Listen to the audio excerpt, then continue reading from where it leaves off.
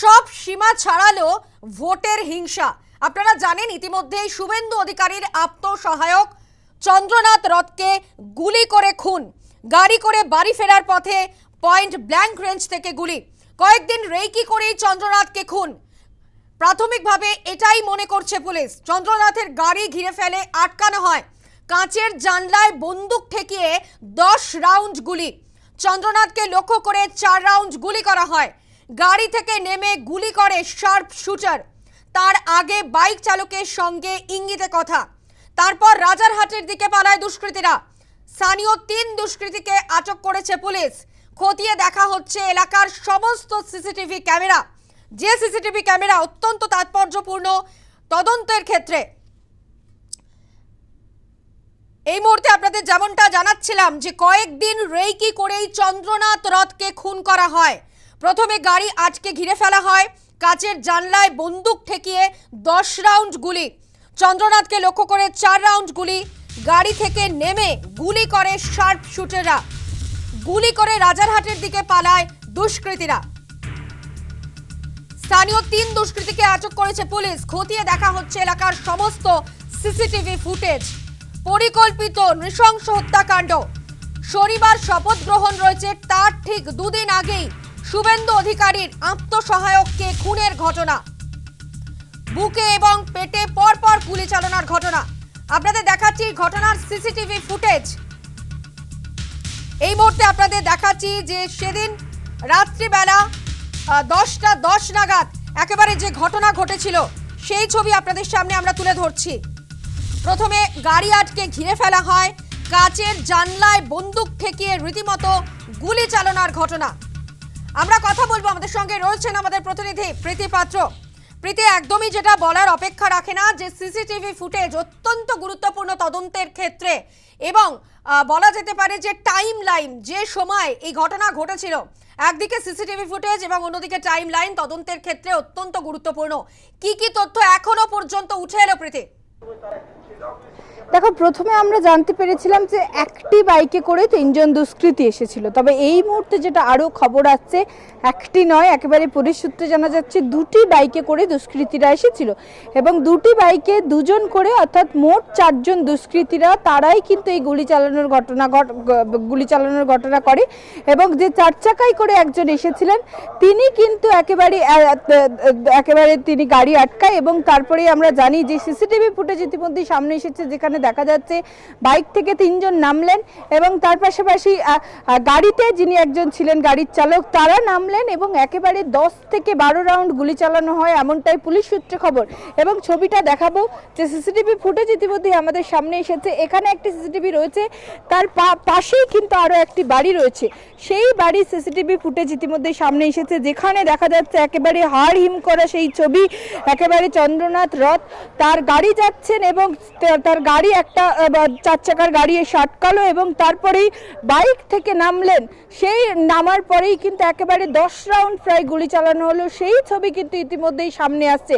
এবং তারপরেই বলা যেতে পারে লক্ষ্যভ্রষ্ট করার জন্যই কিন্তু 2টি বাইক এনেছিলেন, 2 জন কিন্তু দুদিকে চলে যায়। তবে তারা কোন দিকে গেলেন, এখন তারা কোথায় রয়েছে, সেই বিষয়ে কিন্তু এখনো পর্যন্ত কিছু জানা যায়নি। তবে ইতিমধ্যেই পুলিশ সূত্রে যেটা জানা যাচ্ছে, বেশ কয়েকজন সন্দেহভাজন দুষ্কৃতী, তাদেরকে কিন্তু আটক করা হয়েছে পুলিশের পক্ষ থেকে, জিজ্ঞাসাবাদ করা হচ্ছে। অর্থাৎ এই এলাকায় যাদের আগে পুরনো ক্রাইম রেকর্ড রয়েছে, সেই রকম বেশ কয়েকজন দুষ্কৃতীকে ইতিমধ্যে আটক করা হয়েছে, তাদের জিজ্ঞাসাবাদ করা হচ্ছে। তবে যে 4 জন আততায়ীরা তারা এসেছিলেন এই গুলি চালানোর ঘটনা ঘটালেন, তাদের কিন্তু এখনো পর্যন্ত কোনো খোঁজ পায়নি পুলিশ আধিকারিকরা।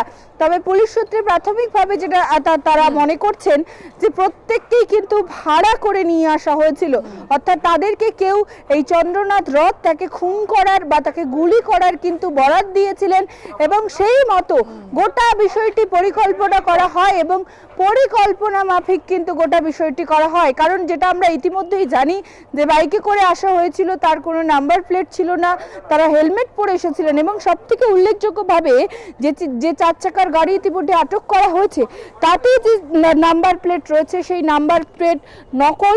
সেই নাম্বার প্লেটের অন্য গাড়ি ইতিমধ্যেই জানি সেই গাড়ির মালিককেও খুঁজে পাওয়া গিয়েছে শিলিগুড়িতে। তার পাশাপাশি যে আরও কিন্তু যে নাম্বার থাকে সমস্ত কিছু কিন্তু মুছে ফেলা হয়েছে। ফলে স্বাভাবিকভাবেই বোঝা যাচ্ছে গোটা বিষয়টি কিন্তু একেবারে পরিকল্পনা মাফিক, অর্থাৎ ঠান্ডা মাথায় পরিকল্পনা করা হয়েছে কিভাবে দীর্ঘদিন ধরে একটা রেকি চলছিল এবং দীর্ঘদিন ধরে রেকি করে একেবারে নিখুঁত খুনের পরিকল্পনা। এমনই কিন্তু এখনো পর্যন্ত যে ছবি উঠে আসছে তাতে কিন্তু অনেকটাই সেটা স্পষ্ট হচ্ছে। অর্থাৎ কোন পথে কিভাবে চন্দ্রনাথ রথ তিনি বাড়ি ফিরতেন, কখন বাড়ি ফিরতেন, তা অনেকটা আগে থেকেই যেভাবে দুষ্কৃতীরা রেকি করতো তাদের কাছে স্পষ্ট হয়ে গিয়েছিল। প্রীতি, একেবারেই দেখো, এবং ইতিমধ্যেই পুলিশ সূত্রে যেটা জানা যাচ্ছে, 1-2 দিন আগে না, প্রায় 2 থেকে 3 সপ্তাহ ধরে কিন্তু এই রেকি করা হচ্ছে। এবং গতকাল দুপুর 3টে নাগাদ কিন্তু যে 4 চাকার গাড়ি তাকে মধ্যমগ্রামের একাধিক এলাকায় ঘুরে বেড়াতে দেখা গিয়েছে।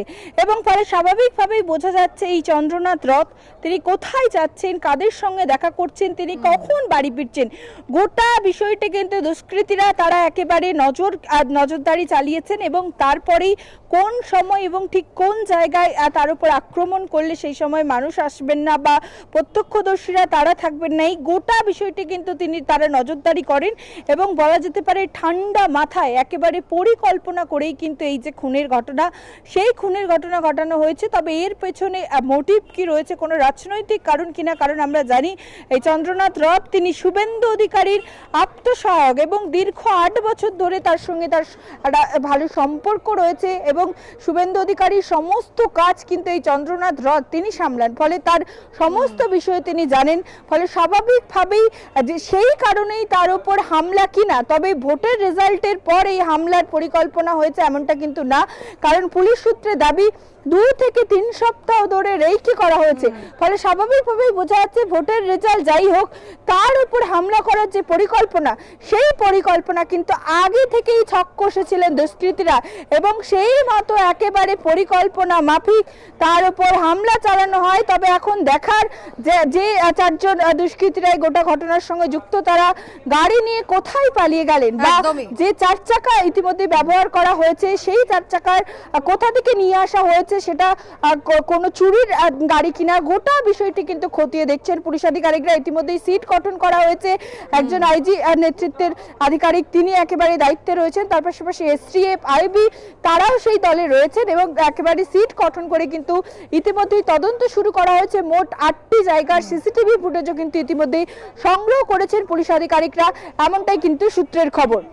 একদমই, অর্থাৎ দুষ্কৃতীরা কোন পথে পালালো, তারা কোথায় গেলেন, সেই গাড়ি নিয়ে তারা কোথায় পালালো, কোন পথে পালালো, এখন কিন্তু সব থেকে বড় প্রশ্ন। আপাতত ধন্যবাদ প্রীতি। আমরা কথা বলছিলাম, সরাসরি ছিলেন আমাদের প্রতিনিধি প্রীতি পাত্র।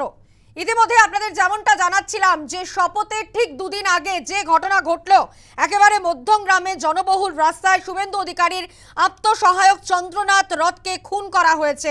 গাড়ি করে বাড়ি ফেরার পথেই পয়েন্ট ব্ল্যাঙ্ক রেঞ্জ থেকে গুলি করা হয়েছে। খতিয়ে দেখা হচ্ছে সিসিটিভি, যা তদন্তের ক্ষেত্রে অত্যন্ত তাৎপর্যপূর্ণ। গুলিবিদ্ধ চন্দ্রনাথের গাড়ির চালকও নিজের বাড়ি থেকে কিছুটা দূরেই ঝাঁঝরা হয়ে গেলেন শুভেন্দু অধিকারীর পিএ চন্দ্রনাথ রথ।